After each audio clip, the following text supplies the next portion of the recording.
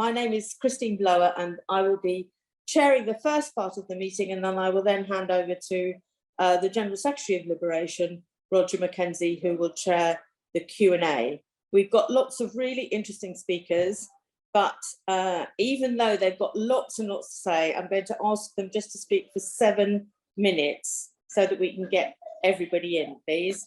And with nothing more from me, let's go first to our first speaker, who is Steve Bell from the Stop the War Coalition. Steve, the floor is yours.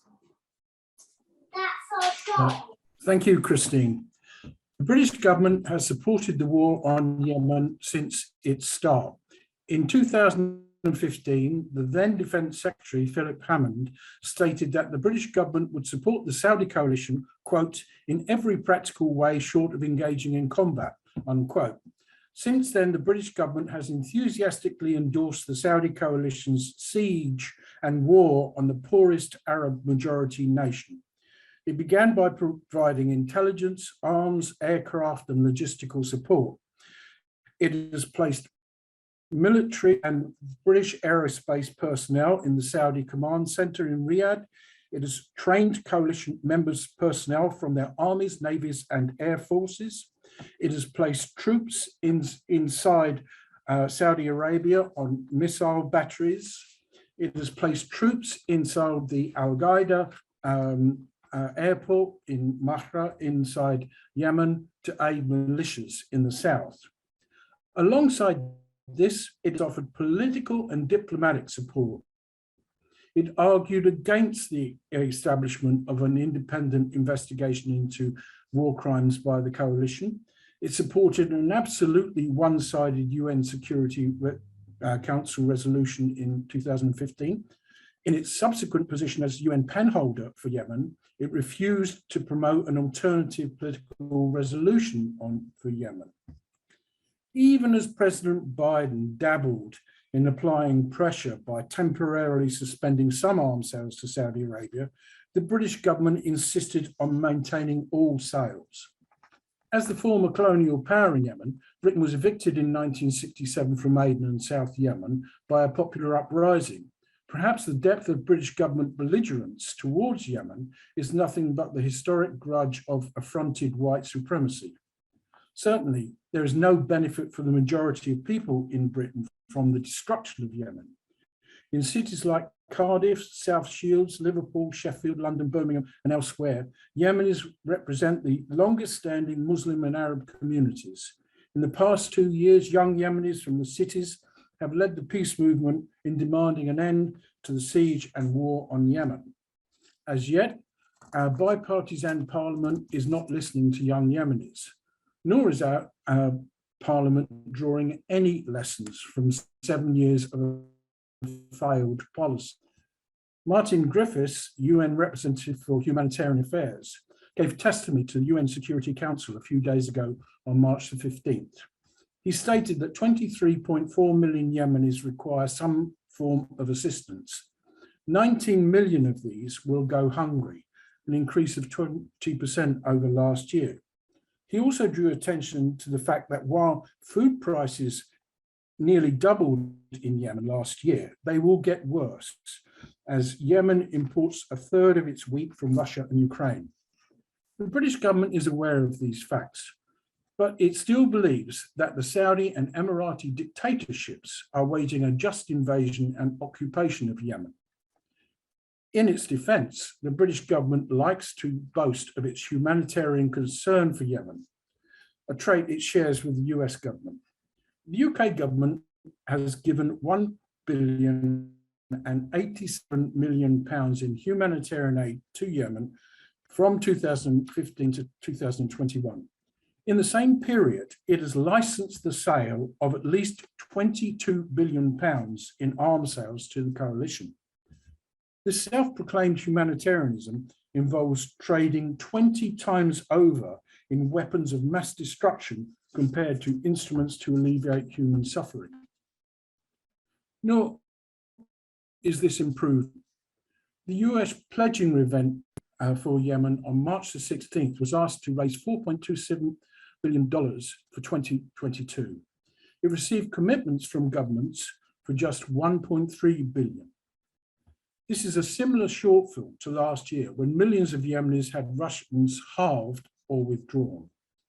Clearly, if the war is to continue, it will do so with completely inadequate relief programs. In the last year, Biden has abandoned attempts to change the course of the Saudi regime. His preoccupation with pursuing the new Cold War against China and Russia has given US allies in the Gulf more weight. The Conservative government in Britain is relieved.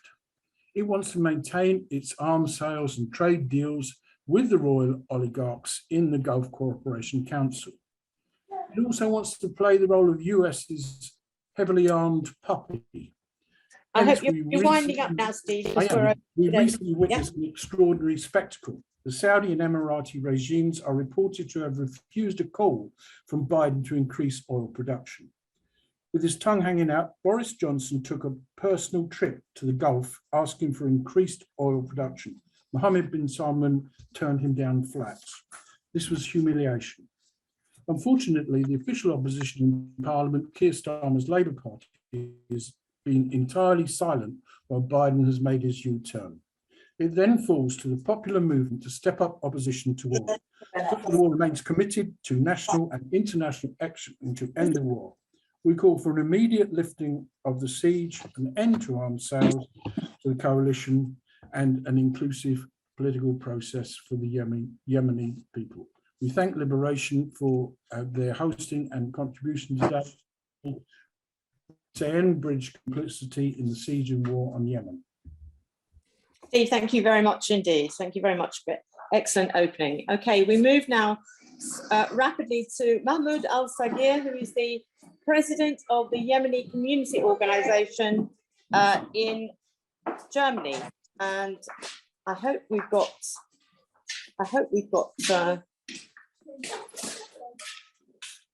yep.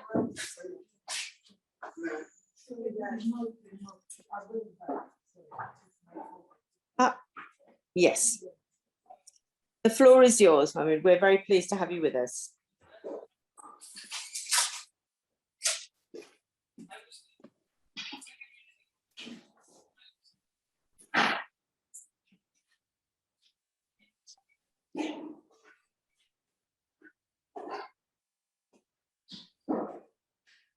Grace, you need to unmute.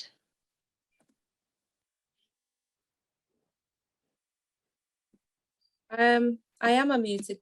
Can you hear me? Yeah, Yes, I don't. You can't hear it. I don't know why. 1 sec. Can you hear it? No. Okay, maybe we'll have to come back to it. Okay, we'll move to our next speaker, Grace. Thank you very much. And we'll try and come back to Mahmood once we've sorted out that technical issue. Our next speaker is is it sorted? No. I don't know. Somebody said they can hear it, but let's. I couldn't hear it, but let's move to our next speaker, and then we'll see if we can hear Mahmood after that. So our next speaker then will be Professor Madawi Al-Rasheed, who is a visiting professor at the Middle East Centre of the London School of Economics. I've got enormously long notes about all of the academic background to Professor Madawi Al-Rasheed, but for the sake of not using up too much time, I'm going to say that she's written several books, including articles in academic journals on the Arabian Peninsula, Arab migration, globalization, gender and religious transnationalism. And she's also a visiting research professor at the Middle East Institute at the National University of Singapore. So, Professor, the floor is yours. Thank you, and thank you for having me in this important discussion. There are three issues that I would like to raise. Why this particular war that is launched by Saudi Arabia and why it has taken 7 years. And finally, the third one is what we can do to stop it. On the first point, why this war? First of all, just to put all this in context and say that Saudi Arabia has been interfering in Yemeni politics throughout the 20th century. The first war that took place was in 1934, and their disputed territories that Saudi Arabia annexed and made it part of Saudi Arabia, and the Yemenis had always wanted it back. Other reasons for Saudi interference in Yemen throughout the 20th century and up to this point is that Yemen is the most populous country in the Arabian Peninsula. It's on the southern border of Saudi Arabia. And although Yemen was not fortunate enough to develop its political system to have a real democracy, it did have a strong civil society. It had political parties, it had elections, and yes, it was governed by Ali Abdullah Saleh for several decades and turned it into a dictatorship. But this doesn't change the fact that Saudi Arabia worries about Yemen having the rudimentary institutions of democracy. Yemen has a strong society and a weak state, and this has been the situation throughout the last 100 years. But Saudi Arabia always wanted a weak Yemen, a Yemen that is fragmented and divided, and it has always interfered in the domestic politics of Yemen through sponsoring tribal groups or sponsoring the leadership, Ali Abdullah Saleh, and playing one group against the other, simply because Saudi Arabia is scared of Yemen, although Yemen is the poorest Arab country at the moment. So this is the general sort of point that the Saudis adopt and the general narrative, a weak, fragmented, and divided Yemen.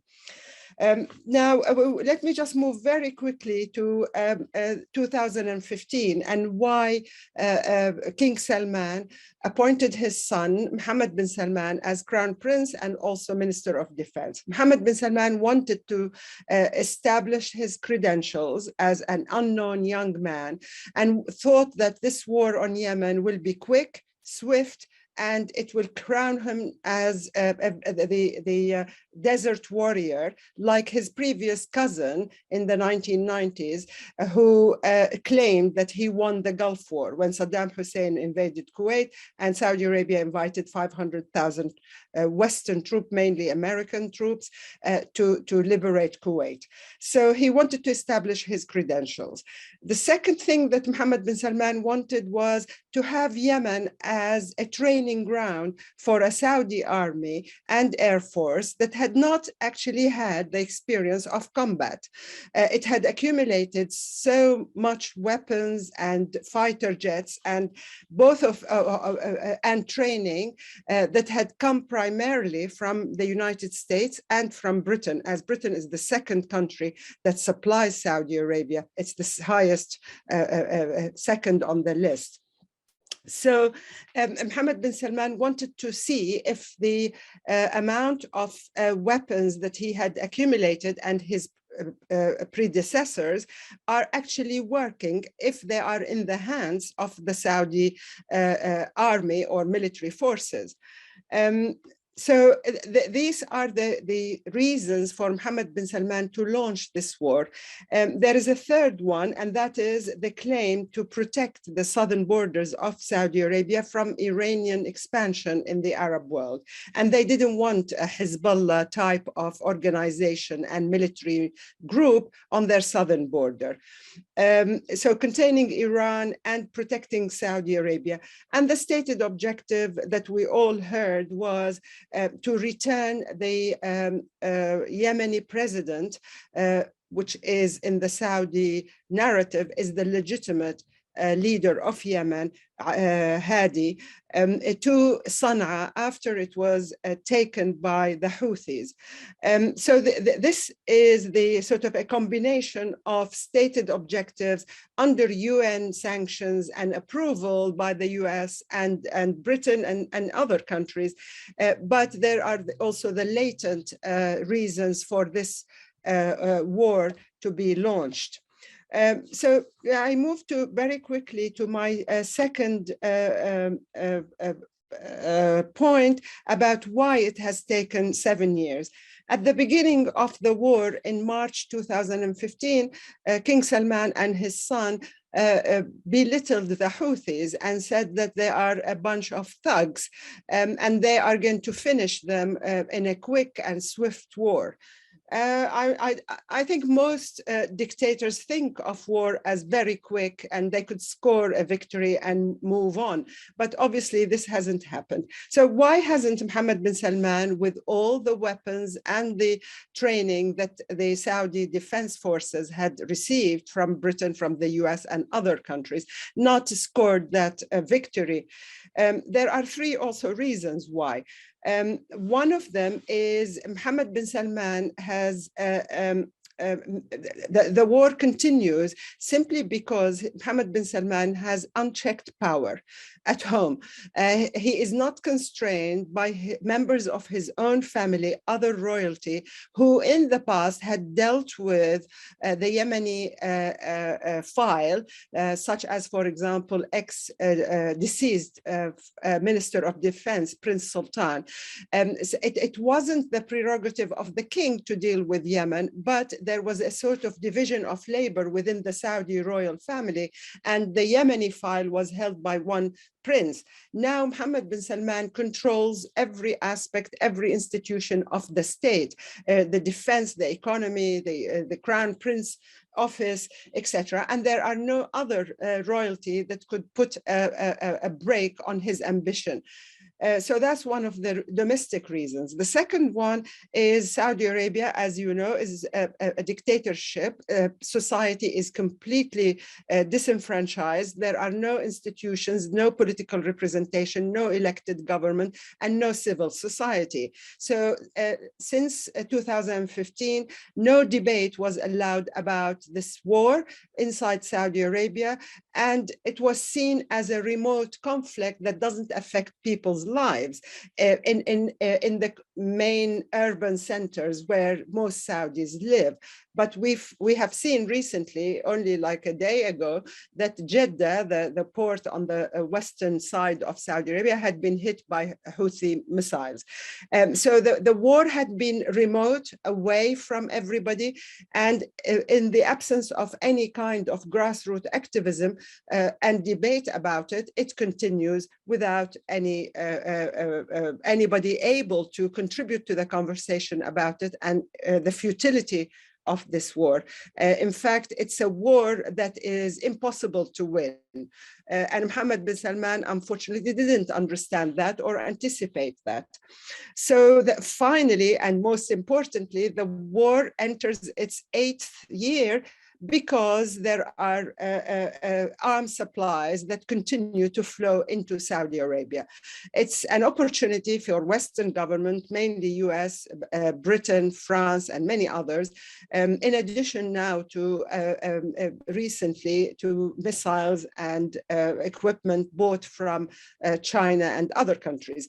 In addition to also mercenaries who are brought to Saudi Arabia to fight this war, mainly from Sudan, from even as far as Central and South America.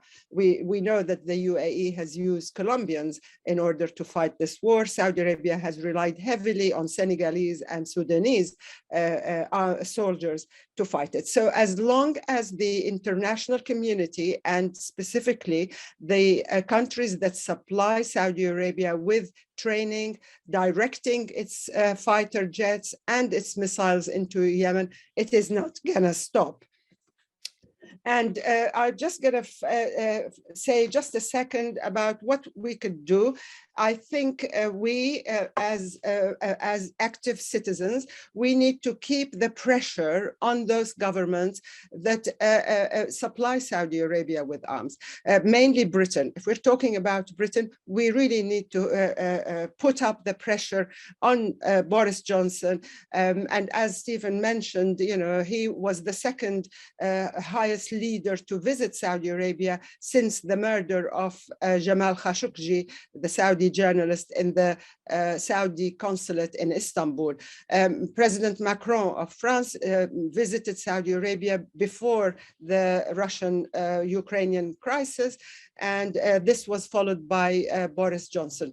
Up to now, President Biden refuses to sort of give Mohammed bin Salman an audience, shake hands with him, and he is the relationship has not been great.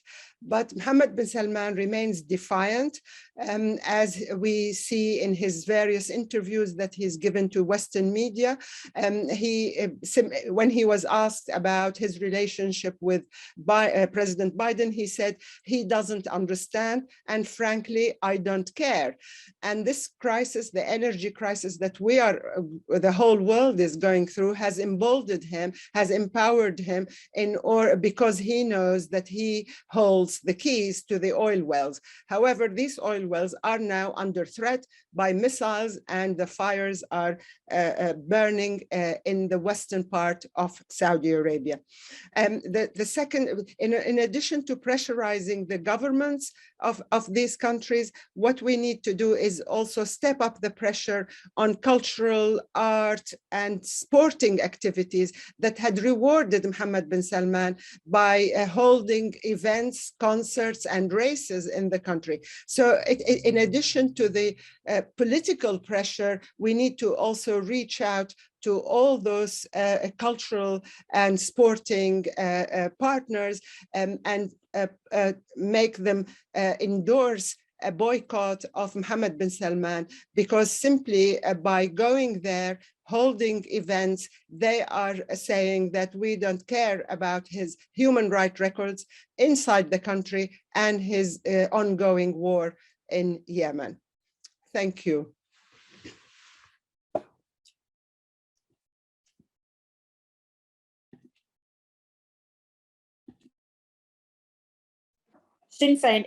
Chris Hazzard, Sinn Féin MP, who was elected in 2017, the first Sinn Féin member to hold the particular seat of South Down. But of course, as most of us know, due to the abstentionist position, Chris doesn't take his seat in Westminster. So we only see him in committee meetings rather than in the chamber. Chris, the floor is yours. Christine, thank you very much. And can I start tonight just by saying that I'm delighted to have been invited to participate in this event by Liberation and Stop the War. It's an honour to extend Sinn Féin's steadfast solidarity in support of the people of Yemen, but also to reiterate our continued opposition to the Saudi-led military campaign. The callous and indiscriminate Saudi aerial bombardment in particular has been both brutal and undoubtedly illegal in international terms.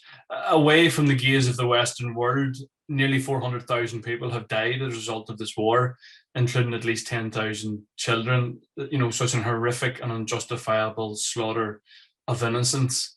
The Saudi regime has also enforced a criminal blockade, which prevents vital aid from reaching the Yemeni people. Indeed, I noticed recently that the UN have warned that a child dies every 10 minutes as a result of this blockade. You know, thousands more have been injured and bereaved by the indiscriminate bombing of civilian homes and hospitals, schools, and factories. You know, and as a result, Yemen is facing unprecedented socioeconomic crises, culminating in what most experts consider is the greatest humanitarian crisis of this century. You know, Stephen has outlined it well, and the professor before me, but 2 out of every 3 Yemenis live in extreme poverty, which we've learned in recent days has been worsened by the Ukraine war. You know, the country relies heavily on Ukrainian food imports, and indeed, as has been reminded here tonight, over a third of Yemen's wheat is imported from Ukraine. So, you know, in recent weeks, the UN have warned us that there's 14 million people now in urgent need of food assistance, with nearly 8 million men, women, and children at risk of dying from urgent famine.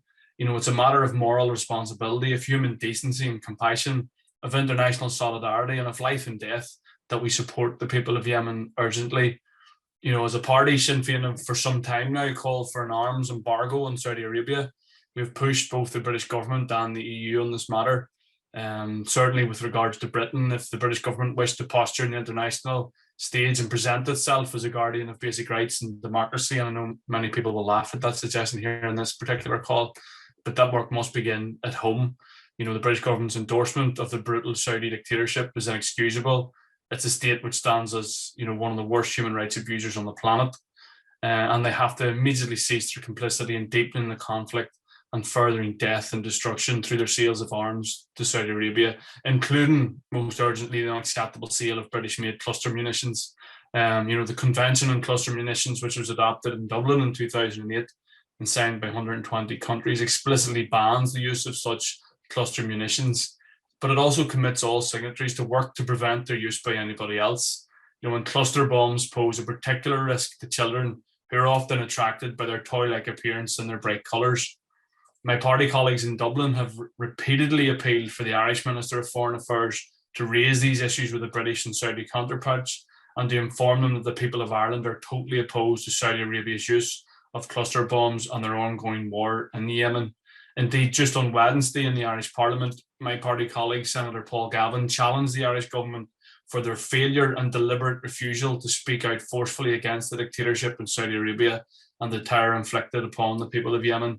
The Dublin government need to take a leading role in calling for a global arms embargo. It needs to use its much vaunted seat at the UN Security Council to call for an end to this war.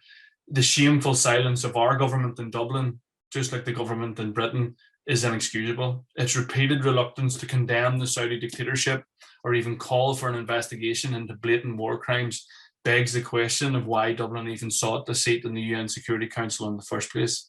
Only 2 weeks ago, the Irish government sent a Minister of State to Saudi Arabia to tout for business. This is at a time when the regime was just preparing to engage in a series of executions, which we have seen. The worst was 81 executions in one single day. The Saudis are no friends of democracy, civil rights, or indeed human decency. Rather than looking for investors in Saudi Arabia, we continue to call on the Irish government to significantly increase humanitarian aid to Yemen and to closely monitor the ability of such aid to reach those people most in need. In recent weeks, we've seen what is possible, thankfully, in terms of tackling Putin's invasion and the horrendous actions of Russia in the Ukraine. It's hugely depressing and frustrating, however, that a similar popular response is not forthcoming in reaction to ongoing Saudi crimes in the Yemen. For my part, and for my party's part, we will not hesitate to condemn a dictatorship responsible for what is the worst disaster and humanitarian conflict in the world right now. So, Christine, just to finish, I want to extend our continued solidarity to everybody here in the call tonight and calling for an end to this conflict and for a lasting, negotiated and settled peace. Solidarity with the people of Yemen. We must stop this war. Solidarity now and always.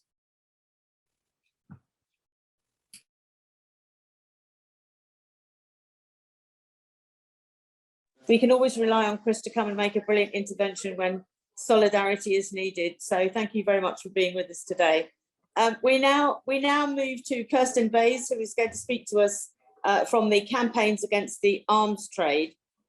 She's been a regular speaker, and prior to joining that, she prior to working with the Campaign Against the Arms Trade, she worked at the university in.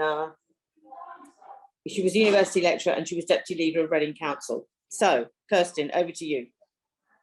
Hi, Christine, thank you. And thank you to Liberation and for Stop the War for this great event. Really glad to be here. I'm going to talk about three things, really. The first thing to talk about is the fact that Yemen is a rolling disaster. It's a present problem that, although the war has been going for 7 years, it's still a live issue. I'm going to talk about the UK's complicity in that war, and we've touched on it a little bit. We'll say a bit more. I'm also going to talk about how the Saudis are attempting to dodge accountability for their actions in this war, and what we can do to make sure that they are held accountable for what they're doing. So the first thing to say is, last Wednesday, the United Nations were gathering together a group of potential donors in Geneva, and they were looking for £4.3 billion of aid to cover the needs of something like 17.2 million people in Yemen. The truth is that while they were asking for 4.3 billion, what they got was 1.3 billion. So there's currently a huge humanitarian need coming up and a big gap to fill. And I think we need to understand where that humanitarian need has come from. It's come from the bombing and the war that's taking place in Yemen. Yemen Data Project, which is a local project, and I'll drop the link in the chat after I finish speaking, has tracked something like just under 25,000 air raids on Yemen, which has killed just under 9,000 people directly and injured another 10,000. And the UN last year highlighted that 377,000 people have been killed in the war as a result of the bombing in terms of humanitarian need. So it's an ongoing issue. It continues to happen. But even worse than that, Yemen Data Project says that the number of bombings this year compared to the previous 2 years is up fourfold. And we need to understand why that is. The Saudi government lobbied really hard to remove a UN type of accountability called the Globe. It's the group of eminent experts, essentially inspectors going in to see what they were doing. And as soon as that group was disbanded, the bombing started to pick up again after having been comparatively low, so a fourfold increase. And what they're attacking is they're attacking communications masts. They're attacking the way that people track their crimes. So it's pretty clear that what they're trying to do is to trying to get themselves out of this terrible position that they have put themselves in, and the people of Yemen, by bombing more ferociously, bombing the systems that keep them accountable, and working through the UN to neuter its accountability mechanisms. Meanwhile, our own governments turn their back on providing aid to Yemen, and instead, Boris Johnson goes to Saudi Arabia. You also find that Priti Patel is hosting, was at the same time was hosting a Saudi delegation down in Farnborough at the Security and Policing Arms Fair to provide them with the latest technology to track dissidents and campaigners, the same dissidents and campaigners, by the way, that they've been executing this week, that week and the week before. And we also found at the DSCI Arms Fair in September of last year that Ben Wallace was actually giving the Saudi delegation a guided tour of the arms fair and was photographed doing it. So the concept that this government will be holding the Saudis to account is not going to happen. And the idea that the Saudis are going to hold themselves to account when there's not international pressure on it, again, is clearly false. So we, in fact, as citizens and as people, need to encourage our politicians to do better, and we need to intervene. So certainly at CAT, we've been encouraging people to lobby their MP, of course. We've certainly, our activists have been taking direct action, both at the arms fairs, but also at arms companies, to try and, if you like, slow the war machine. And the other thing that we've been pushing for is legal accountability. So we took the government to court 2 years ago, and in fact, the government was forced to stop issuing new arms licenses. It decided unilaterally to restart them a year later, and we're taking them to court again this year. So sort of three-pronged type of pressure, if you like: lobbying MPs, citizen action, legal pressure. And also our colleagues over at the European Centre for the Constitution and Human Rights are suing the arms companies in the International Criminal Court, as well as civil servants, to make them accountable for the war crimes that are taking place. So we must hold the Saudi government accountable, we must hold the arms companies accountable, and we must hold our own politicians accountable. But I would echo Chris's sentiment as to wrap up, which is to say that in the end, this holding of people accountable for their complicity in these crimes is only part of the story. We must continue to extend our solidarity to each other, to the people of Yemen, and to everybody who's caught up in these terrible conflicts that are driven by war, driven by the desire to control resources, to control people, and to use violence to do it. And so, if I can leave you with the same message that Chris left you with, solidarity is actually how we solve this thing, and everything else is just a tactic. Thank you. Thank you very much indeed, Kirsten. Very good presentation, I must say. Okay, our next speaker is Shireen Al Adeimi, who is a peace activist and scholar, and of great interest to me is the fact that she's an assistant professor at Michigan State University in the Department of Teacher Education. So there's much more to be said about her, but for brevity's sake, I'm going to just give the floor now to Shireen. Shireen? Thank you, Christine, and thank you all so much for being here and for the speakers for shedding such important light and giving incredible background about this war that has completely devastated Yemen for the past 7 years. 7 years ago today, Saudi Arabia and the UAE began bombing my country of birth, Yemen. And I want to remind people that the announcement for this campaign, which was dubbed Operation Decisive Storm, was announced by the Saudi ambassador to the US at the time during a Washington, DC press conference, not in Arabic, but in English. Immediately, the Obama-Biden administration announced its full support for the Saudi-UAE campaign, including weapon sales, intelligence, logistical support, and what they called the establishment of a, quote, joint planning cell with Saudi Arabia.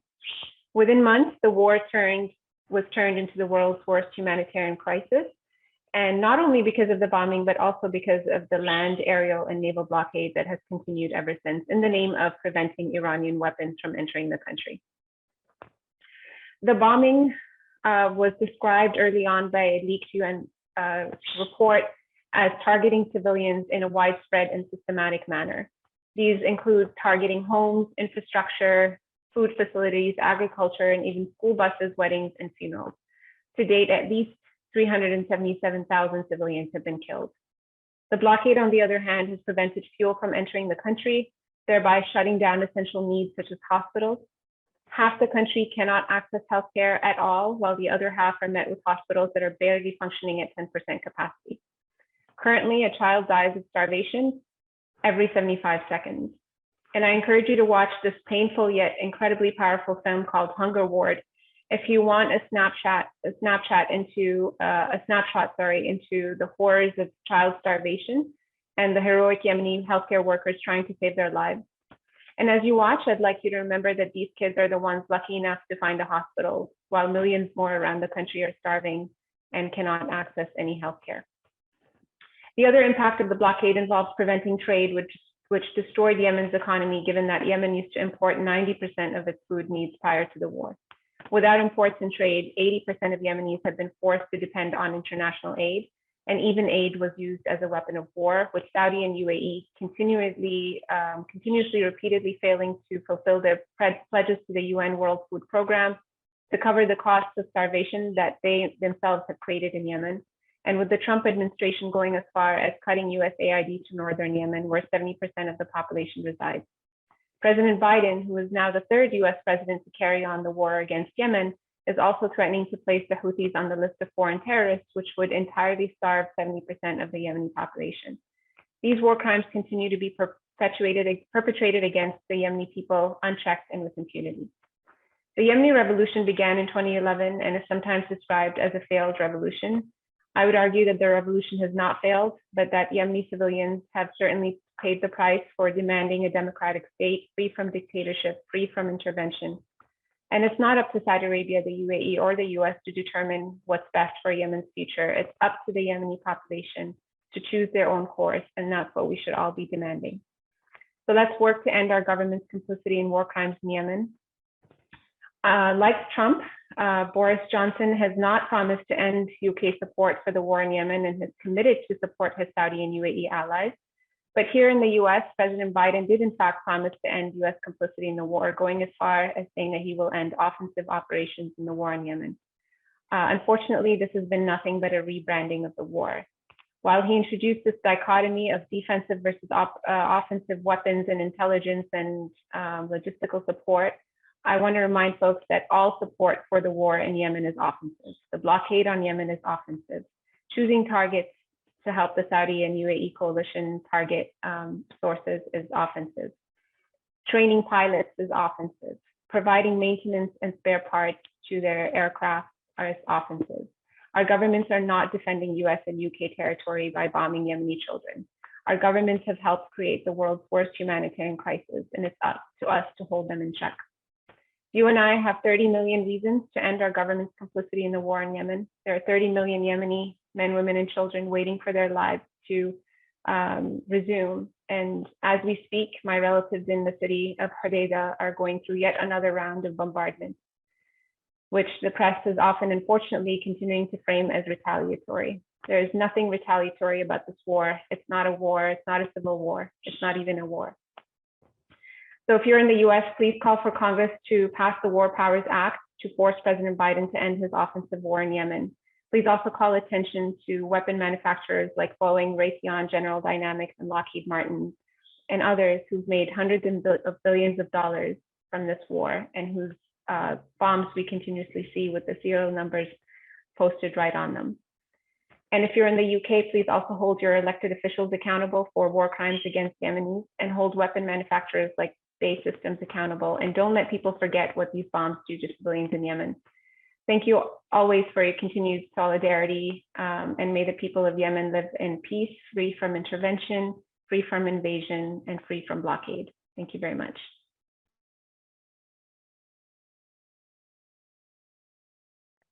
Shireen, thank you very much indeed. We will certainly remember the 30 million reasons. That's an extremely well-made point.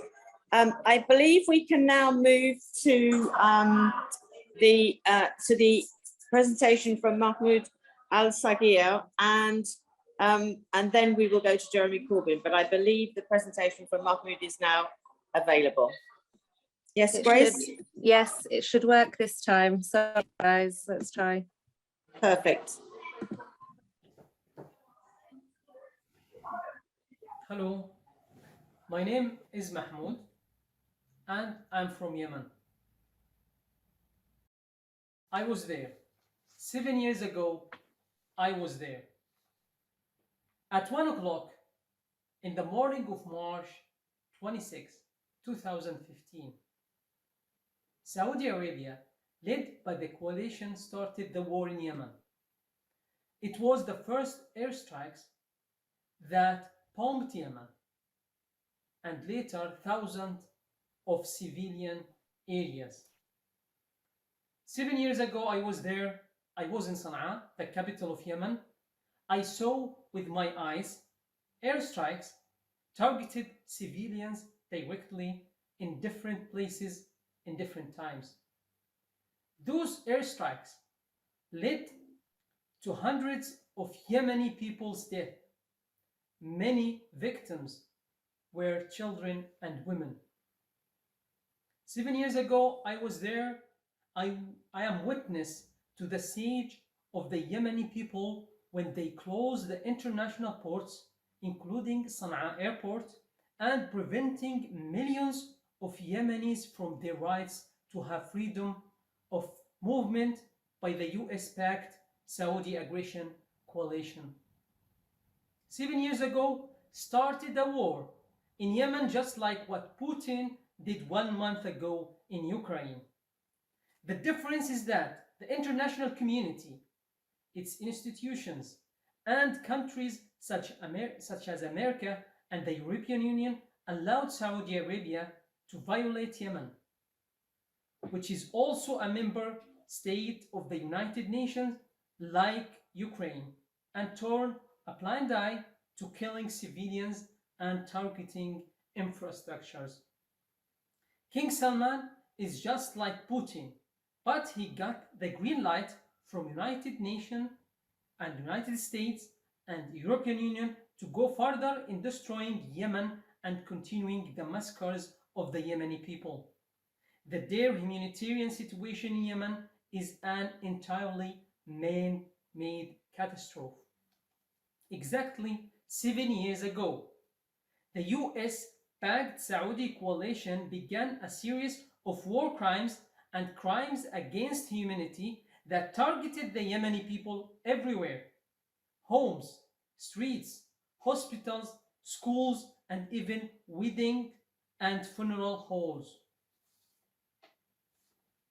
The United States supported the Saudi government in the war. Even the war resolution issued in Washington, they provided the coalition with bomb and arms deals and international support through the Security Council and United Nations institution and media blackouts. According to the United Nations official reports, in Yemen, every 9 minutes, a child under 5 years dead because of war. In Yemen, 8.6 million people pushed into undernutrition. 1/3 of population, which means 13 million people, are only a step away from a famine. Till now, the 7 years war was responsible for 400,000 deaths, directly through bombardment and hostilities, and or indirectly by causing the worst contemporary humanitarian disaster. The Saudi-backed coalition of aggression is preventing the entry of food commodities and basic materials such as cooking gas and petroleum derivatives, and increasing the suffering of the Yemeni people. The Saudi-backed coalition of aggression is besieging the Yemeni people by land, sea, and air, and preventing critical humanitarian cases from leaving Yemen to receive treatment or provide a haven far from the war. Because of all of these unfortunate facts, let's say it loud and clear: stop war on Yemen. For the children of Yemen who were victims of a war and have nothing to do with it, stop war on Yemen.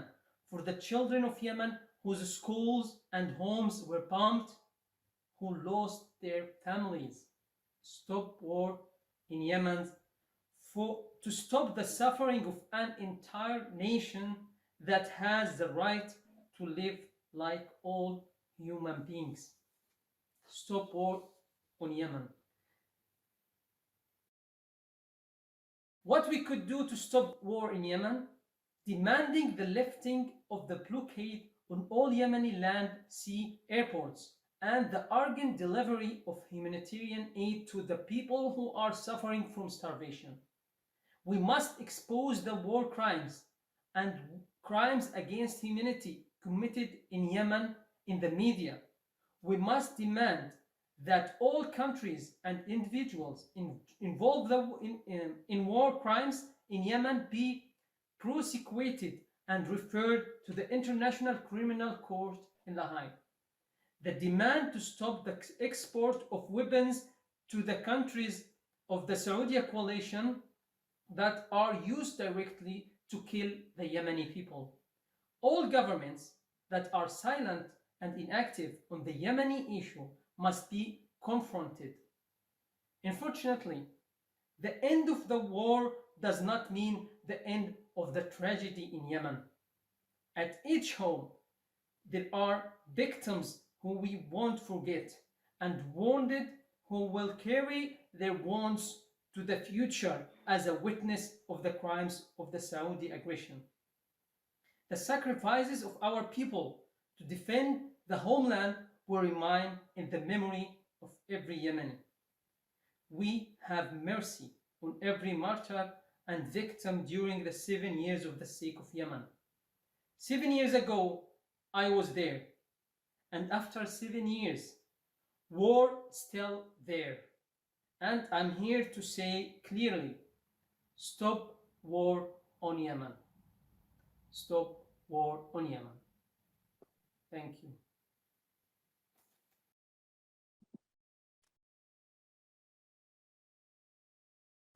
We thank Mahmood very much for that presentation, and I'm so pleased that we managed to make that technology work.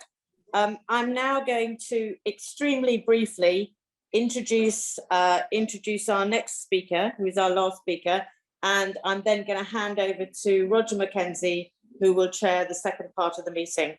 Our last speaker, as ever at a Liberation meeting, is of course a long-serving MP for Islington North, former leader of the Labour Party, and the current chair of the Central Council of Liberation, Jeremy Corbyn, whom I hope is here, but I haven't seen him.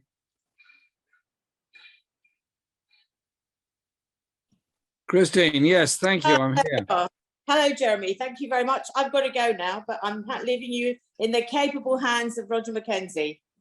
They are very capable hands indeed, and I'm very happy to be Indeed. that. Christine, thanks very much, and lovely to see you, and thanks for chairing it. See you again soon. Bye. Roger, are you wanting to say something first?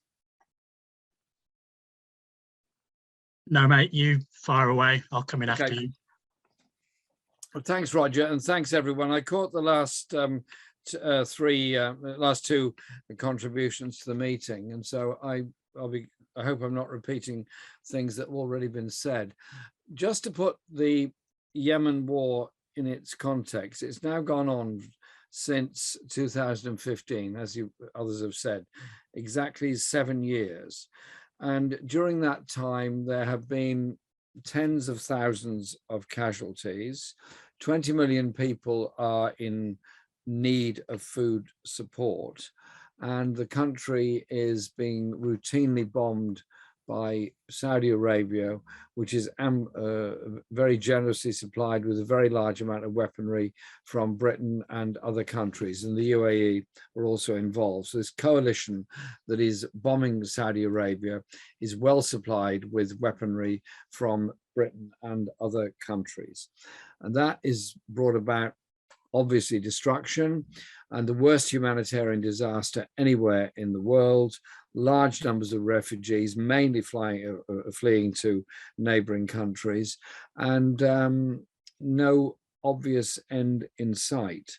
And so you have to ask yourself the question, what is behind all this, other than a demand by many that the 30,000 million barrels of oil that are in reserves in Yemen be made available for other people to exploit, or it's part of a proxy war between Iran and other countries. There has been no serious attempt to bring about a peace movement and a ceasefire, despite Britain being the pen holder of the UN Security Council resolution on this. No action has been taken in that respect, and no effective sanctions have been taken at all against Saudi Arabia for its activities. And indeed, the missile that hit the oil facility outside the capital of Saudi Arabia yesterday, which briefly disrupted the practice sessions for the Saudi Arabian Grand Prix, got more publicity than all the refugees and all the deaths and all the food shortage and all the other things put together. So you have to ask yourself some questions about where the priorities are in this. Now, the US has to some extent been under pressure from the Congress to reduce arms supplies to Saudi Arabia. The British government has been put under some pressure to reduce arms supplies, and we put in our election manifesto that we would halt all arms supplies to Saudi Arabia because of the war in Yemen. And I absolutely hold to and believe in that position, and we should continue doing it. But there's also the question of refugees. So I'll just share this thought with you for a minute. I totally and absolutely condemn the war in Ukraine. I totally condemn what Russia has done, the invasion, the attempted occupation, the civilian targets, and the huge numbers of refugees that are now flowing out of Ukraine and looking for somewhere to go safely. And they must be made welcome wherever they can end up, and be able to lead useful lives and hopefully one day return home. The same open door facility has not been offered by any European country to victims of the war in Yemen, or for that matter, the wars in Iraq or Afghanistan or Libya or Syria. It's a very, very different story where they're concerned. And so I think the first demand all of us in the peace and anti-war movement must make is that Yemeni refugees should have exactly the same rights as the best rights any other refugee has. They are victims of war. Secondly, that we absolutely halt all arms supplies to Saudi Arabia straight away, as of now, and the technology that goes with them. And that that halting of arms supplies would then be a way of adding more pressure on for an urgent ceasefire to be achieved, and the country not be occupied either by the proxy forces of the USA or the proxy forces of anybody else, but the people of Yemen have some ability to decide their own future, because this war is going to kill a lot more people. A lot more are going to die from cholera, a lot more are going to die from starvation. And even the UN appeals, and there have been quite a few, for humanitarian aid for Yemen, have not met the targets that are necessary simply to keep people alive. And so we are under the management of governments in our own countries that seem indifferent at best to all of this, or put the relationship with Saudi Arabia at such a high level that there cannot be anything but continued supply of arms to Saudi Arabia. One of Saudi Arabia's main allies, the UAE, in all this, and part of the bombing campaign, part of the coalition of forces that's bombing Saudi Arabia, has recently signed an accord with Israel, as have a number of other countries.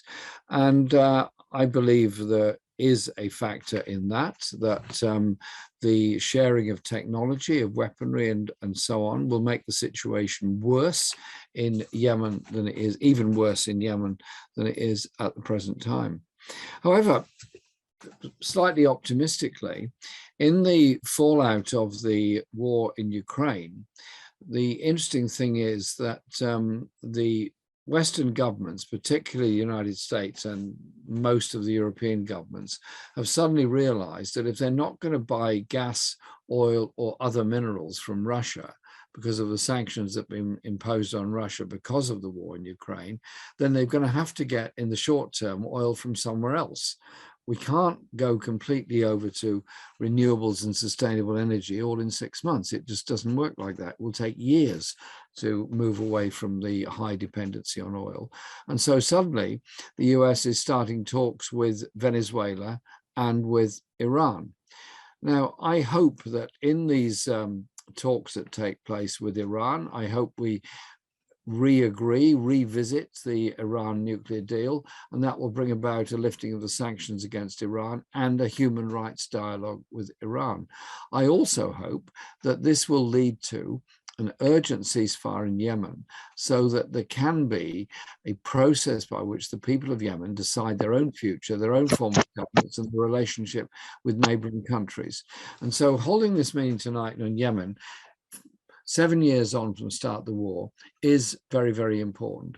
Important because it's not getting the publicity it deserves. Important because it's the worst humanitarian crisis in the world, as described by the United Nations. And important because the longer the war goes on, more children are going to die, more hospitals be destroyed, more schools destroyed, more agricultural areas destroyed, and the living standards of those that survive this will continue to fall. And at some point, following the complete collapse of the Yemeni economy and society, others will go in and exploit the natural resources that are there. It's brutal beyond belief. It is unnecessary. And it's a war that is a showcase for weaponry that will be on display at arms fairs around the world, as used by Saudi Arabia, UAE, and others in Yemen. It's cynical, it's bad, and it's wrong. Let's build up a big campaign. Ceasefire now, process for peace, which will bring about a decision of the people of Yemen, and above all, an agreement with Iran and other countries, which will begin to ease the dangers of yet more wars in the Middle East, because the world can't afford to carry on killing each other like this. And the only beneficiaries of this are the arms manufacturers who are pumping the weaponry into the region. No more. a weapons showcase in Yemen. Peace for the future, please. Thank you very much. Thank you, Jeremy. As always, to the point. Before I open it up to questions, comrades, can I just introduce myself properly? I'm Roger McKenzie. I'm General Secretary of Liberation. I'm also a reporter with the Morningstar newspaper. So first two things are adverts. Firstly, if you are not a member of Liberation, then please join and encourage others to join. Actually, there's three adverts. The second advert is if you already don't donate and contribute and support Stop the War Coalition, then please make sure that you do as well. It is really vital that in the face of the sort of attacks that Stop the War Coalition are receiving at the moment, that we give our maximum support. We must all organise and campaign for peace. We must all campaign against wars everywhere, and we are delighted at Liberation that we're able to do this meeting this evening jointly with the Stop the War Coalition. The third thing that I wanted to say by way of advert is to ask you to subscribe to the Morningstar newspaper. If you are not a subscriber to the Morningstar, you're missing out big time. Not just on my writing, but on writers far, far better than me. And it is an organising tool for our movement. It is one of the places where issues like Yemen is continually discussed. Unlike most parts of the media that have ignored Yemen for years, and that is not something that the Morningstar newspaper has done. So we need your support for the only socialist English language daily newspaper in the world. With that, I just wanted to make a couple of comments. I've been getting quite vexed about the selective compassion that there seems to be around the world at the moment. Understandably and quite rightly, people need to have compassion for people fleeing the Russian invasion. This war has been going on for 7 years, but you wouldn't have known it, frankly. You simply wouldn't have known it, other than by reading the Morningstar or listening to Stop the War Coalition or reading what we put out from Liberation. You simply wouldn't know that 7 years of mass destruction has been taking place of the Yemeni community. And I just think that's wrong. I just think that it's unacceptable for there to be levels of compassion, for there to be levels of concern about wars. There are 40 wars going on across this globe, at least 40 wars. And we should be concerned about all of them, frankly, all of them. One of the things that I always remember that Jeremy said at the brilliant Stop the War Coalition rally that took place in Conway Hall recently.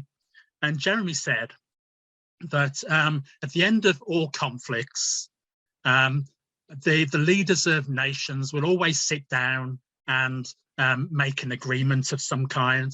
They'll sit down, they'll write an agreement. But aside from that, there are millions of displaced people in the world, millions of displaced people because of those conflicts. And there will be millions of people who will have an anger about what's happened to their families, to their communities, to their homes. And those don't go away really quickly. The length of time that it takes to sign a piece of paper, it takes far, far longer for the pain, the hurt to go away that people have experienced. And that pain and hurt has been going on for 7 years in this conflict. But as we heard at the beginning of this meeting, there's been interference in Yemen for much longer than that, for the whole, frankly, of the 20th century. So we've got really get our acts together as activists, as people who are concerned to make sure that this war stops. And that's really been the theme of the discussion this evening. But I just want to add one more thing, and that's about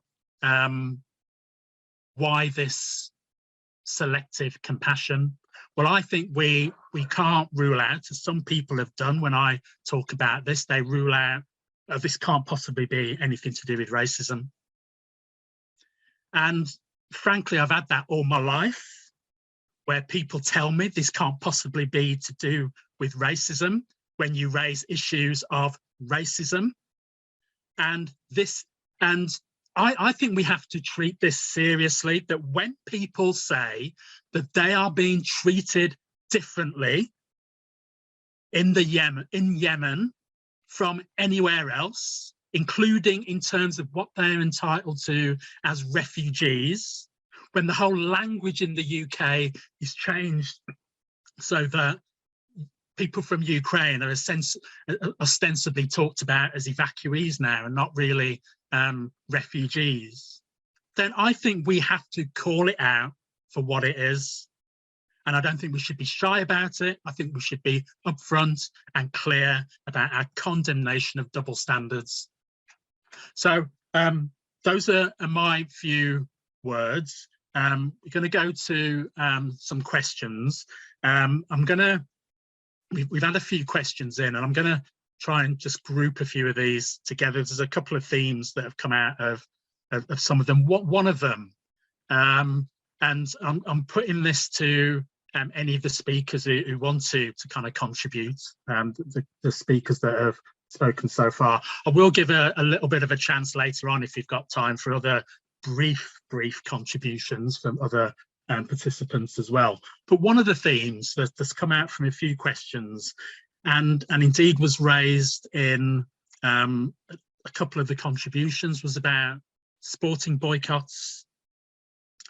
We've got the Newcastle United, owned by Saudis, I think.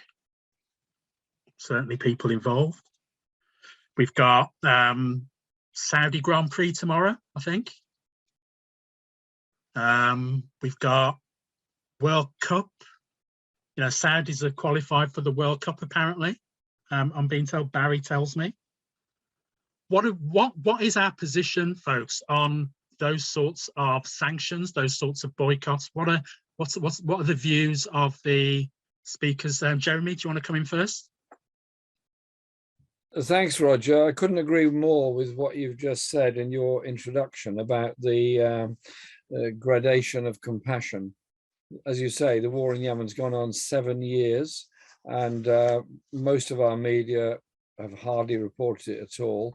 And when I tried to introduce an opposition motion to suspend all arms supplies to Saudi Arabia, the lobbyists went into hyperdrive on MPs. A lot of pressure was put on MPs about jobs associated with arms production and the Al-Yemeni arms deal with Saudi Arabia. And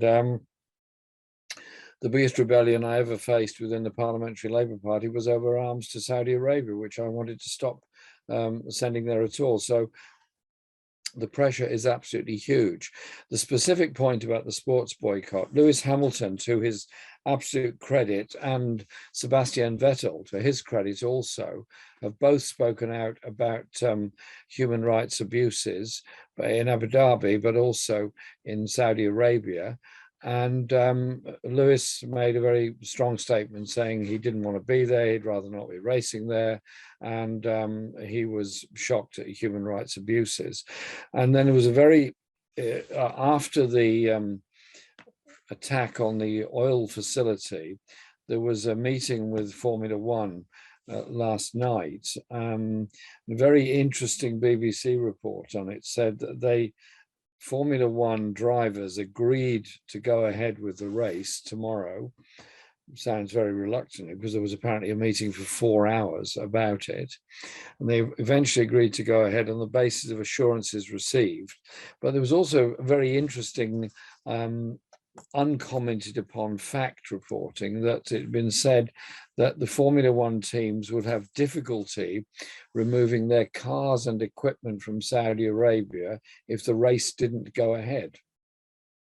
Now, I don't know what all of that means, but I think it's a very odd thing to put in the middle of a report. And so I just think the sports wash that goes on has to be challenged. And whilst whether Saudi Arabia hosts a tennis tournament, a golf tournament, a Formula One race, football match, or whatever, isn't necessarily going to be the one thing that changes the human rights record of the regime, it starts to build up a picture. And that is important. The sports boycott did not end apartheid in South Africa. The fact we didn't play cricket or rugby with South Africa and they were banned from football and other tournaments did not of itself end apartheid.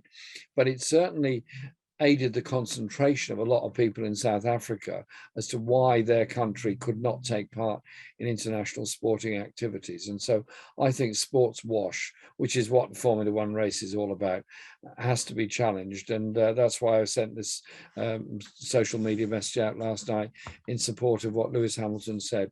And so, yes, let's go for a sports boycott, a cultural boycott, and so on. But it not of itself, it won't be the whole story. It's arms sales that are absolutely critical to the whole thing.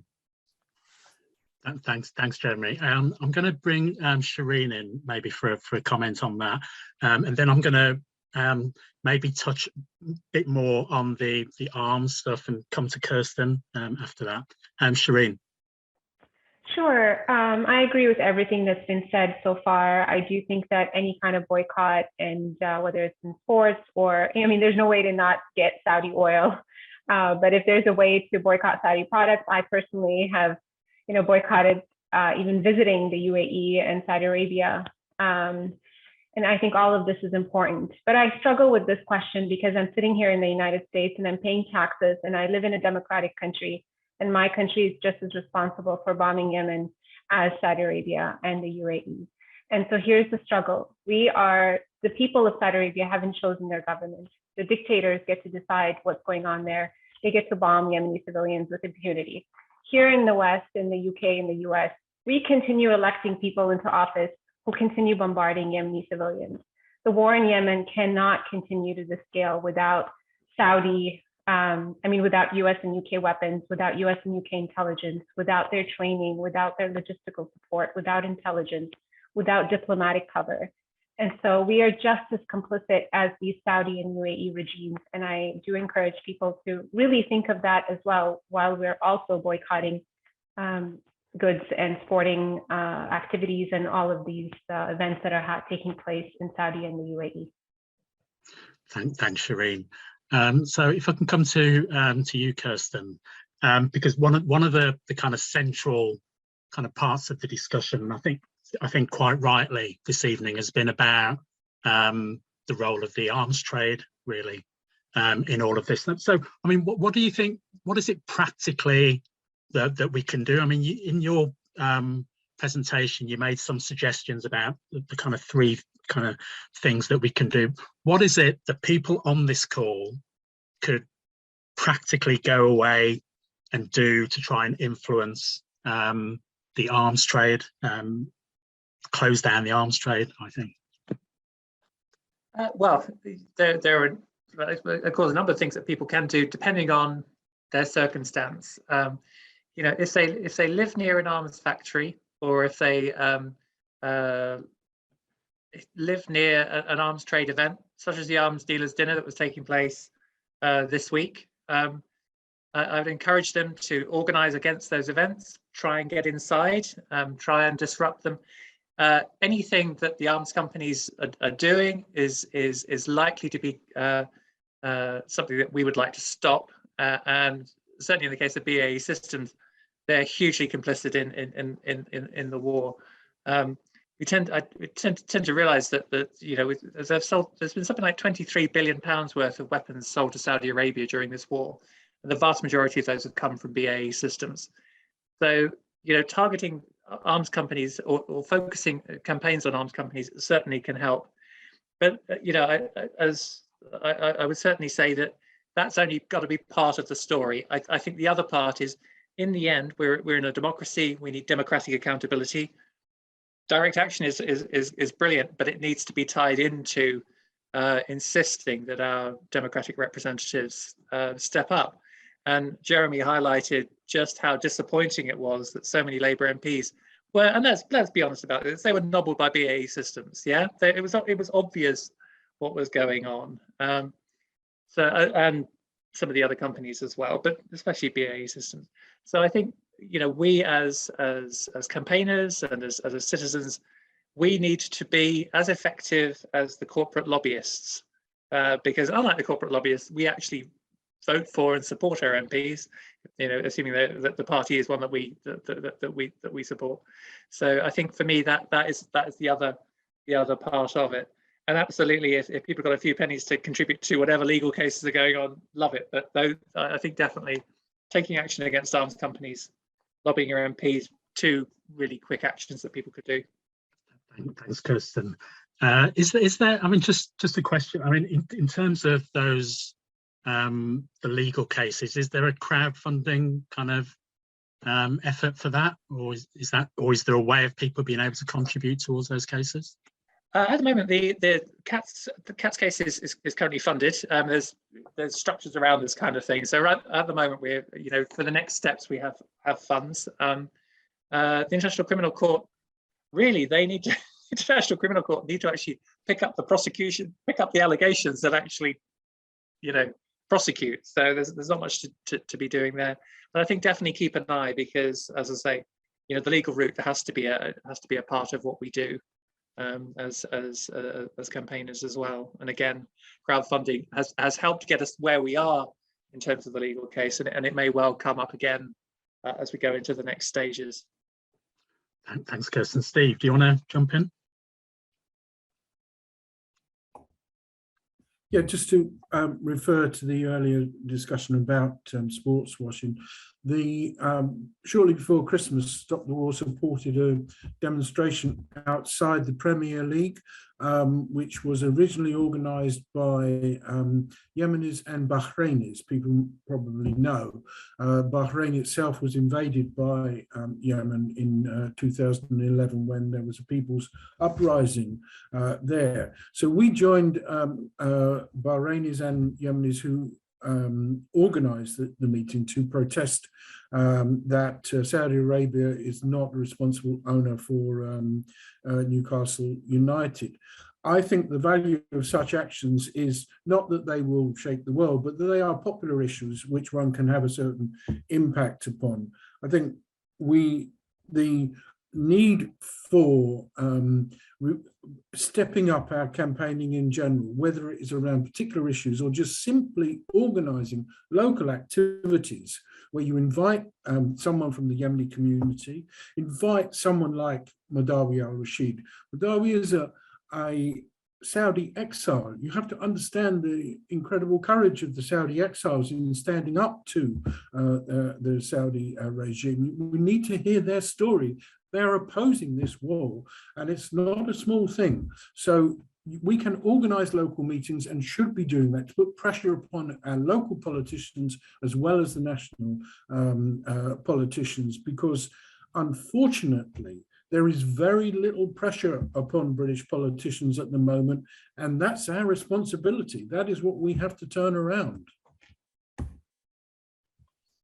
Yeah, thanks, Steve. I mean, I mean, one of the things that kind of strikes me from this is that certainly we need to put pressure on politicians, and each of us have a role in terms of our kind of local activity. But there's a couple of questions come through that raise another part of our movement that we need to look at how we can get them involved, and that is, of course, the trade union movement. So, I mean, maybe begin with you, Jeremy. I mean, what about the role of the trade union movement in the campaign against the arms trade, but also just in terms of Yemen and raising the issues of Yemen as an important conflict that we need to pay attention to, and of course the refugees from Yemen as well. You're still on mute, Jeremy. Thanks, Roger. Yeah. Raising the issue at a policy level with anyone with any decent sense of humanity is not difficult. People see the connection. Arms sales leads to deaths. And I see Kirsten nodding the head at this point in agreement. Where it becomes more complicated is on the role of BAE Systems, particularly because they're the largest company by a long way, on sales to Saudi Arabia. And it's a huge amount of money involved. And there are obviously jobs involved in that. And so it is a question of engaging with economic development and economic policies and union policies on an arms conversion strategy as well. Britain spends 2% of GDP on defense expenditure. A lot of that is actually spent in the United States on procurement from there, but a considerable amount is here, particularly to BAE Systems. And there has to be a conversion into making other things. Now, I've always found in discussion with those that manufacture weaponry of any sort, be it sort of guided missiles all the way through, they're not usually very comfortable with what they make because they realize what can happen to it and what it can be used for. But they're also stuck in a bind of what's the alternative for them. And they are often very, very skilled people. If we had a proper development of a sustainable green industrial revolution, of a green economy, those are absolutely the jobs you'd need. Absolutely the jobs you need in transport, in building, and in so much else. And also the need for aircraft and ship production, which is for peaceful purposes, not for wars. And so that is the pressure we have to put on. But I tell you this, that the arms companies are not just innocent providers of equipment waiting for a call from the Ministry of Defence to ring them up and say, we really do need X, Y, and Z. Can you provide it for us? They are actually lobbying the whole time about the perceptions of security or insecurity, the perceptions of the dangers of what this war is about. And it is claimed that this is a war against extremism. I can't think of anything more extreme than bombing a hospital or bombing a school or bombing somebody's home. But it's presented in that way. And so that in turn leads to very high levels of arms expenditure, both in this country and in Saudi Arabia, in by BAE Systems, and also in United Arab Emirates and other countries as well. So it is two levels. One is the immediate argument, the war in Yemen has got to stop. Not supplying Saudi Arabia wouldn't stop it immediately, but if Saudi Arabia had a loss of supply of weapons, it would make a very big difference. And if Saudi Arabia thought it was going to become economically isolated from the rest of the world, that would make a very big difference indeed, because they are very hooked on buying weaponry and selling oil, neither of which, in my view, are particularly sustainable things to do in the very long term. So it is about engaging people, and it's good that Liberation Stop the War and have organised an event like this today. That is absolutely excellent in having that discussion. There isn't enough public debate and public discussion about it. And in a perverse kind of way, the horrors of the war in Ukraine have begun to waken people up to what wars lead to. Massive flows of refugees and massive death toll of civilians. Sadly, it's gone on for 7 years in Yemen with barely any reporting at all. As I keep saying, the UN itself says it's the worst humanitarian crisis anywhere in the world. It's not caused by an earthquake, a volcano, a tsunami, a forest fire, or anything else. It's caused quite deliberately and specifically by bombing with the weapons that we supply. Yeah, thanks, Jeremy. I'm going to call in the other speakers, but in case anyone's wondering why I've not called in Chris or Madawi, is because they've had to leave us early to go to other engagements. So in case you think I'm being rude and I'm not inviting other people in, it's not the case at all. I wouldn't do that. Maybe Shireen, do you want to chip in? And then Kirsten, and then Steve. The question is about what to do to get organized. I mean, there's just so much we can do. There are things that you can continuously write about to your local paper, organizations and efforts, you know, at weapon manufacturers, protests like I've seen in the UK and I've seen in the US that have been very successful. Even if there's, I mean, it's just so sad, the limited media attention that Yemen receives, that any kind of action that gets media attention is important and is significant. I'm hearing today, actually, as we're speaking, that the Houthis have announced a unilateral 3-day cease in the fighting. And so this is good news. And I hope that we can continue to amplify efforts toward peace in Yemen, whether it's through social media or through writing to our local papers or to going out in the streets and protesting. Again, there's just nothing worse in the world than what's going on in Yemen. And like Jeremy said, not because it's some natural disaster, it's because our governments have chosen to support this entirely useless war of hubris and aggression in Yemen. So I think nothing is too small or too large, given how little attention this war gets. Kirsten. I think it does come back to industrial policy. I remember doing part of a study on how dependent some areas were in terms of dependency on the arms trade, and places like Barrow in Furness, which is up in the northwest, which is where the nuclear submarines are being made. The argument could be made that the entire economy of that town is dependent on the arms industry. You can, the jobs and the calculations you have for direct jobs and indirect jobs suggests that is true, which is, it was really hard to see, but of course is true. But I think Jeremy's point is absolutely right. In the end, there is paid work to do, or paying work to do, in terms of the Green Revolution. But we need to change our thinking. We need to understand that security doesn't come from military force, and it doesn't come from, if you like, and taking action is not just sending your troops or your aircraft in. It is also actually thinking about climate change. It's thinking about healthcare. It's thinking about social provision. Our security as individuals comes from those things, whereas what we often get is the narrative from the states that we're in, whether the US or the UK, of what makes them secure, which is undoubtedly weapons, and it undoubtedly is the use of force. So I would suggest that changing how we think about security is really important. And I'm going to highlight a partner organization called Rethinking Security, who have some good thoughts on that, who are doing a lot of work in terms of sitting down with people and saying to people in their communities, okay, what worries you? What makes you feel secure? Because changing that narrative then changes our politics, and changing our politics is actually what we need to do. Great, thanks, Kirsten. Steve? I agree with Shireen. No action too small or too large should be set aside. Whatever we do, it will make a contribution towards the movement to end this war.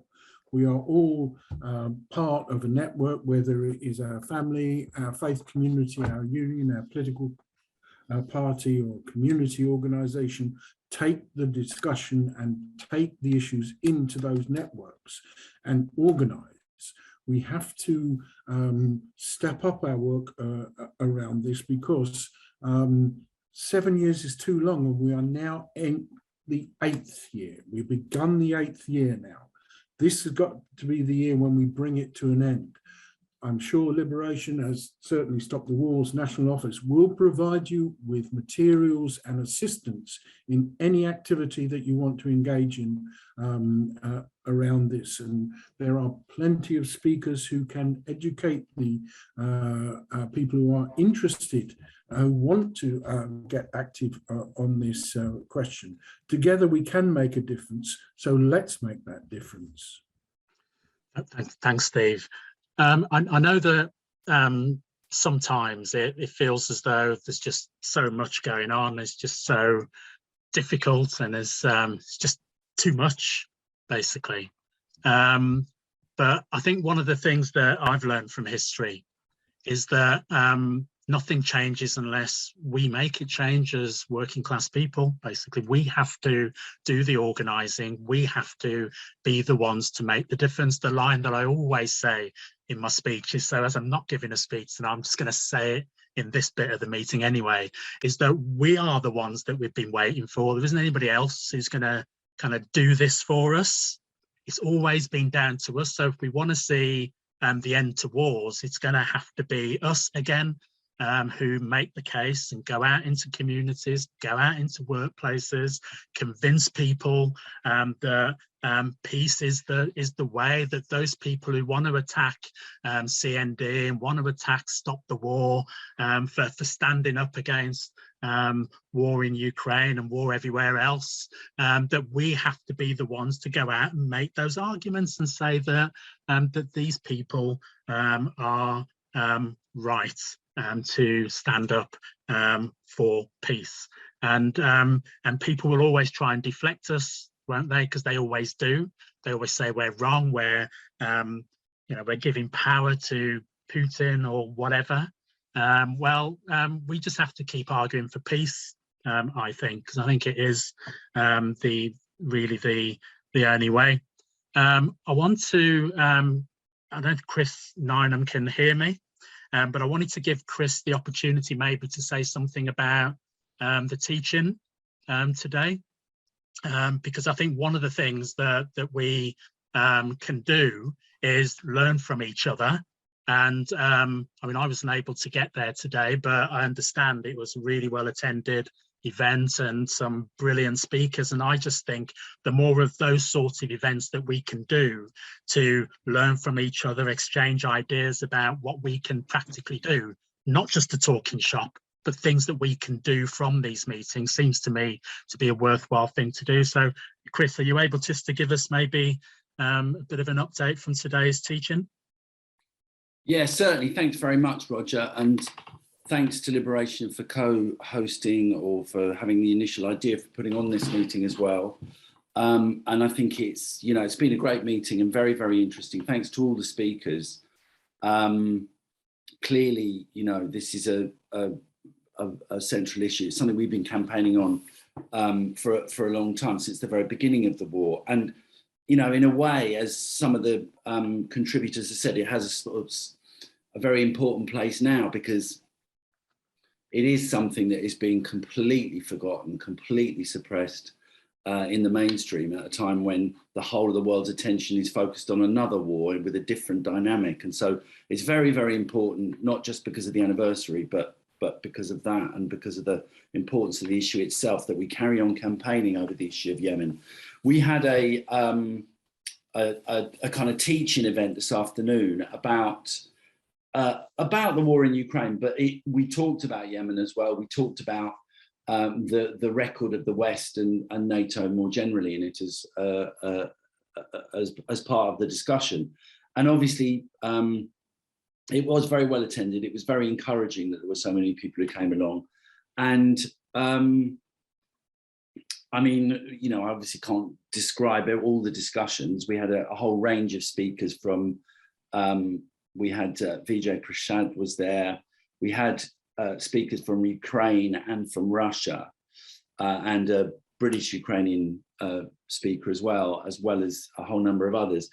And, we kind of developed the analysis and developed the arguments we've been putting, essentially that we called from the start for an end to the Russian invasion, which is obviously causing an absolute catastrophe in the country, in Ukraine. And And from that also talked about the role that NATO and the West is playing, and how it's not enough just to call for the withdrawal of the Russian troops, essential though that is. We actually have to look at the wider context. And one of the things about the immense coverage that is going on in the mainstream about this issue is that it's completely free from any discussion about context or cause or history.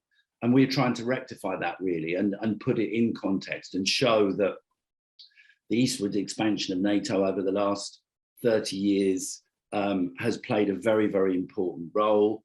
And that essentially the misfortune and the tragedy of Ukraine is that it lies on a fault line between the NATO and the West, and mainly US's sort of power play on the one hand, and on the other hand, Russia's attempt to reassert itself as a major power in the region, and that context is really absolutely essential to understanding how what is going on in Ukraine. So that was really what went on.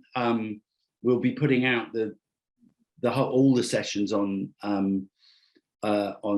video shortly, so people can watch at their leisure. The final thing, the most important thing in many ways, obviously, is that we have to carry on campaigning over this. And I think a lot of people felt that we need to carry on protesting, campaigning, that we should have more demonstrations. We had a very respectable demonstration a few weeks ago with the slogans of Russian troops out, no to NATO expansion, which was very important. I think we need to keep in the streets and keep campaigning. And just finally, I think there's a feeling that despite the kind of collective amnesia in the mainstream, amongst the politicians, on the Labour front bench as well, about NATO's role, you can actually win the argument because people remember the disasters of Afghanistan, they remember the disasters of Iraq, they remember the disasters of Syria and of Libya. And many people do actually know about what's going on in Yemen as well. And so on that basis, we can move forward and we can build a growing minority, at least, of people who understand the situation and are campaigning against this war. So that's really the prospect going forward, that we're going to ramp up the campaign. We're having meetings all around the country on this issue, and we're going to continue to link the issue to the other wars that the West is fighting, including the war in Yemen. Thanks, Chris. And for me, that is one of the things that I hope that we can do as well, is have more discussions across the UK about Yemen. I haven't spoken to my colleagues in Liberation about this, but that's what I hope that we're going to be doing after this meeting. I think it would be a shame just to have one meeting and think that, and hope that does the trick. I think we need to sponsor more discussion and more activity across the country. So that's what we'll be looking to do.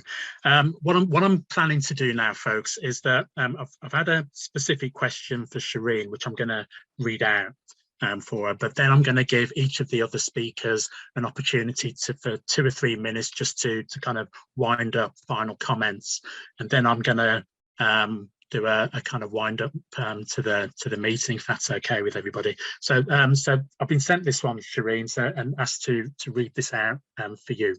I asked my member of Congress whether he would co-sponsor a bill about stopping arms sales to Saudi Arabia over Yemen. He replied this, quote, "About 6 months ago, Oxfam Mercy Corps and 4 other NGOs pursuing peace in Yemen wrote a letter asking Congress not to pass any more legislation aimed at restricting Saudi Arabia and the UAE. They felt at funding the Shia, mostly Houthis, and Saudi Arabia and the UAE funding the Sunnis, we do not provide any offensive weapons to either country and ended refueling and intelligence sharing several years ago. How should I respond? These are the blatant lies that we continuously face in our work here in the US. We are working with people who are supposed to be our allies that we then discover are working against us and our causes. This is big business, unfortunately, even for aid organizations. And so they don't have an incentive to stop aid to Yemen. Now, the truth is that Congress actually, there was a letter led by Congressman DeFazio in the summer that asked President Biden to clarify the position of what is offensive and what is defensive. What is offensive? How are you defining this? What does it mean when you say you've ended offensive intelligence? What does it mean when you've ended offensive operations? And they actually just ignored them for a while. And then when they did respond, DeFazio said this was a non-response. So they really did not answer that question. So for any member of Congress to say that, oh, we've definitively ended offensive or operations in Yemen, whether it's intelligence or otherwise, it's just not true. The administration has not responded to them in any way that clarifies its position. Refueling ended under the Trump administration, not the Biden administration. And the US continues to supply arms and provide maintenance and spare parts. The planes cannot continue to operate in Yemen, Saudi planes, without maintenance and spare parts. And after every single flight, we have US contractors on the ground in Saudi Arabia providing maintenance to their aircraft and providing these spare parts. To the degree that we actually just heard yesterday from Congressman DeFazio and Jayapal that they are asking President Biden to end all forms of support, or they're threatening another war powers resolution. They keep pushing this back, of course, they've announced this a month ago, but we do have certain members of Congress who understand that the US is still involved. And I think there's there are some within Congress who want to believe President Biden, who want to believe that his promises to end the war, but that has not materialized. He has not been clear, and we have lots of evidence that it's just a rebranding of the war and a continuation of what we saw during the Obama and the Trump administration. So we really should be pushing back against this narrative, and it's really disappointing to hear that some within Congress continue to share this view, and that some within the ally community are working against our efforts to end US support for the war. Thank you, Shireen. Really appreciate that. And then I'm going to ask Kirsten, Steve, and then Jeremy for some final comments. Kirsten?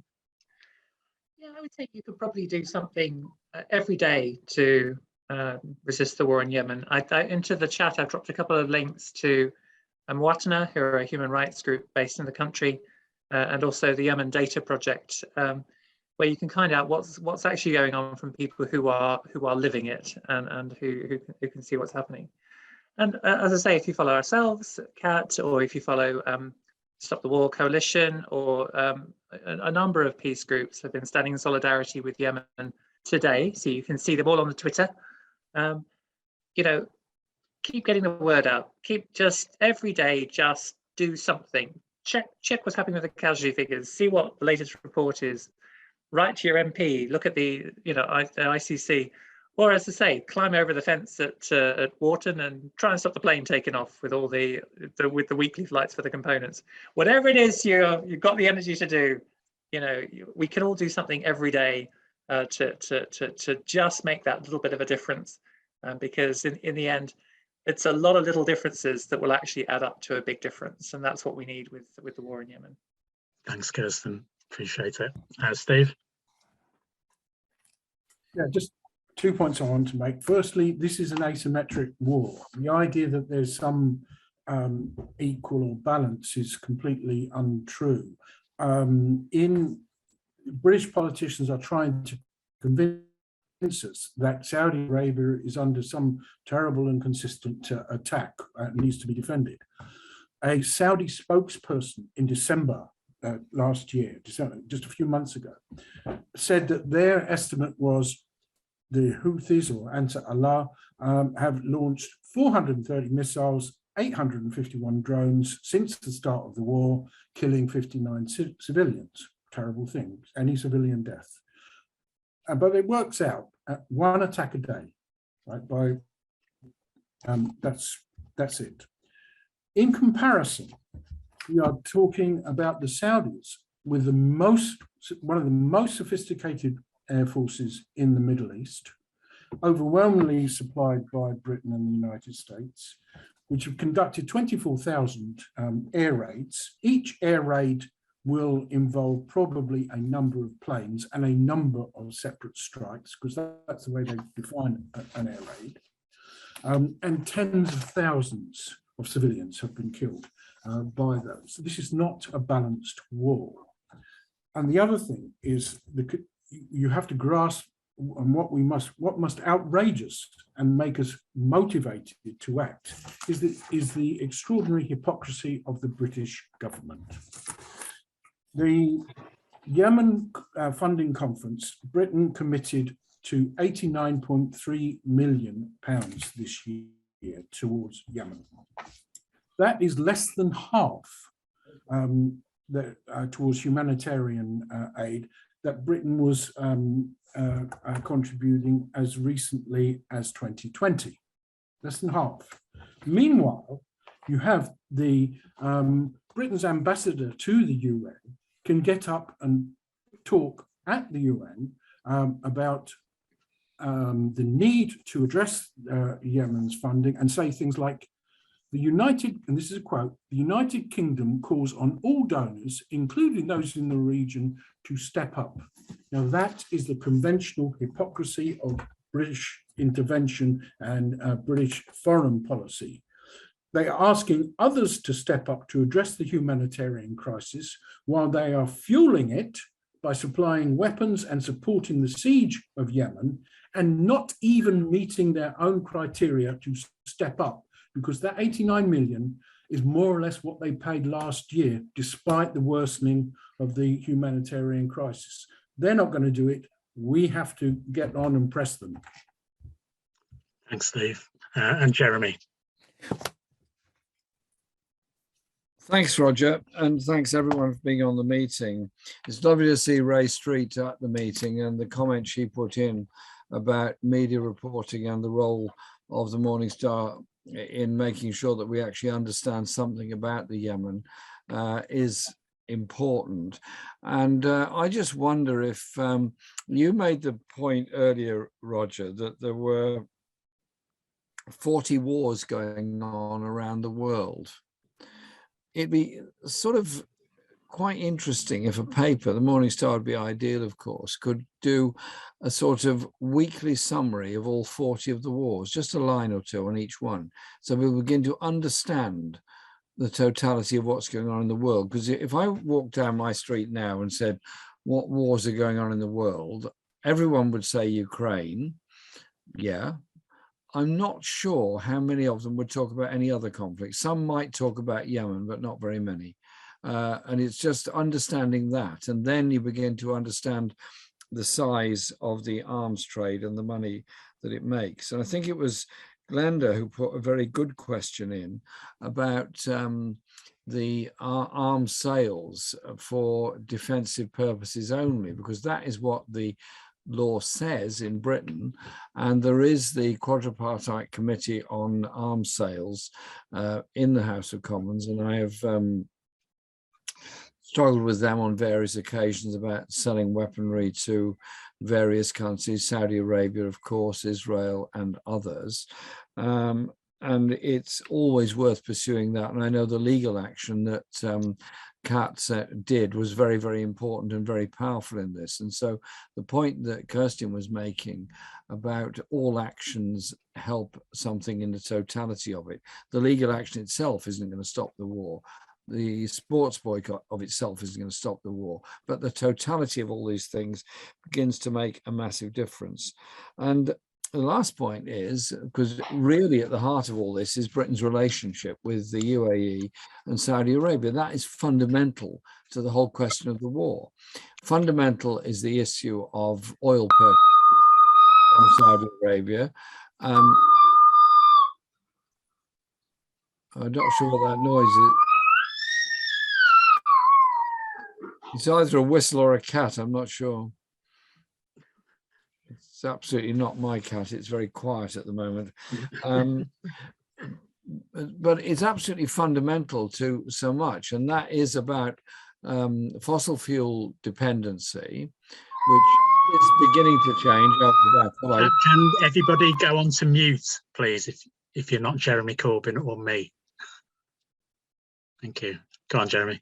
Okay, and so it is about dependency on fossil fuels, but it's also about the incredible power of the arms trade lobbying and the great work done by Andrew Feinstein, who was a South African MP, about the power of arms lobbying. It's very important to get that sort of message across. But the human rights situation in Saudi Arabia also needs examining. 80 people executed in one day, a further 20 executed on the day that Boris Johnson was going there to talk about them lowering the price of oil on the spot markets around the world. And so it goes on. Well, I just asked myself the question, if you're serious about human rights, would you really be happily trading with a country that executes such a large number of people by beheading them? I mean, any form of execution is wrong in my view. Obviously, this is particularly gruesome, what is going on there. And so we need to do the campaigning, explain what is happening, support Yemeni refugees and Yemeni people and the Yemeni exile community in Britain that often feel they're completely forgotten and completely ignored. And so that's why I started with this initial idea about how we might start to do something which will help us to understand the totality of wars around the world. Because having the meeting today is obviously very good and very important, and I'm very pleased we've had it, but it is not enough. We've got to do far, far more than that. And I'm glad that Stop the War had the teaching today on the wars as a whole. It was impossible for me to be there, but that teaching was, I understand, a very successful one. We've got to get that message out there. Thank you very much. And thanks everyone for being on this call tonight. And thank you for caring. Yeah, thank you, Jeremy. Thank you very much. And thank you for coming along, Shireen and Steve, all of our speakers, Kirsten, thank you so much. I know the great work that Campaign Against the Arms Trade does as well. And I know we cover that a lot in the Morningstar as well. Can I also thank people who behind the scenes have done some great work to make sure that this meeting took place. And by the way, somebody tried to sabotage this meeting from taking place. So absolute congratulations to everybody who's been on this call for even getting on this call, because we had to change the arrangements at the absolute last minute. So thank you so much for being that. So can I thank Grace, Tarina, Tom Gill, Reggie Thomas, Payam, and Jamshed, of course, for all the work to make sure that this meeting took place. And obviously, can I thank everybody who's given up their time on a lovely day in the UK to come along to this meeting. None of these meetings really matter if we just come to the meeting and just think we've been to a meeting and that's it. And the most important thing now I'd suggest to everybody is what we do as a result of this meeting. And hopefully that means going away and organising and engaging with people about the war in Yemen and making sure that the Saudi and the UAE governments are actually held to account for what they are doing. They are massacring people. I think it was Shireen right at the early part of the meeting who said this wasn't a war. It wasn't a civil war, it wasn't a war. This was an absolute massacre that is taking place. And I think we have to remember that. And the only way these things end is by our activity, by our engagement, and making sure we build the movement that's big enough and strong enough to make sure that people hear and make sure that people take the steps that are necessary to stop this conflict. I can see Jeremy waving his hand at me, and I've learned in 30 years that when he does that I'm to listen. So, Jeremy. Just a quick point. Sorry to interrupt you, Roger. Okay, I'm agreeing with what you're saying. We need to have serious discussion and debate about the arms trade and arms conversion. I've been talking to Andrew and a number of other people about how we can develop this. It's not about threatening people's jobs. It's about using those skills to produce something else. If you approach the whole thing from the point of view you're against people that produce arms, you're not going to get a hearing from anybody. They've got to live. So it is a question of a serious alternative being prepared and produced, and a government that is prepared to fund that change and guarantee the jobs on the changeover process. It's just, we need further discussion on that. No, absolutely.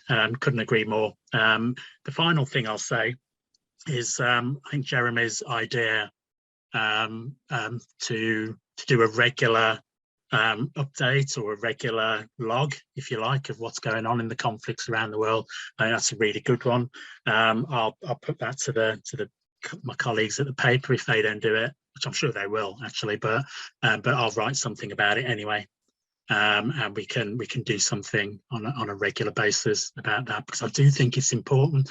There's a lot of people around the world who are just forgotten, who just don't think that, you know, who feel that they're unimportant, because frankly, to some people, they are unimportant. And I think we have to make sure that they understand that they're not forgotten by us, and that we stand by them in the solidarity that's been expressed so many times during this meeting this evening. So, comrades, can I thank you all so much for coming to this meeting. Remember to support Stop the War Coalition. Remember to support Liberation. Remember to subscribe every day to the Morningstar paper, but most of all, go out and organise, and let's build our peace movement. Thanks, comrades. Take care. Stay safe, everyone.